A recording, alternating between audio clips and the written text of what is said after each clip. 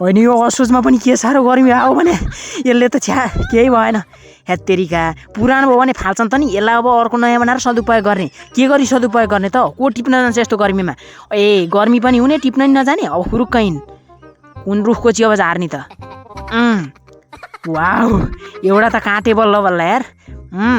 साथीहरू यदि तपाईँहरू यो देशको झन्डालाई सच्चा मनदेखि माया गर्नुहुन्छ भने भिडियोलाई एक लाइक गरी च्यानललाई सब्सक्राइब गर्नु होला। ल अलि मजाले आगो बाल, आगै बल्दैन। यसलाई बफ्याएर सुकाएर भोलि त अब बुनिहाल्नुपर्छ। मजाले सुकाए अलि मजाले फिजाएर। ल ल ओइ दाइ अब चाहिँ मलाई पनि बुन्न सिकाए, म पनि बुन्न सिक्छु अब चाहिँ। मजा सबै उठानी एउटा पनि नछोडी। अब हेर यसरी बुन्नुपर्छ, यसरी गरेर जानिस् नि। हेर यहाँ हुरुहुरु हेत्तेरिका कताबाट कता घुसार्ने हो? अलि बिस्तारी भन्न। यताबाट यसरी घुसार्ने, यताबाट यसरी घुसार्ने। पानको पात जस्तो पनि डिजाइन बनाउन सकिन्छ।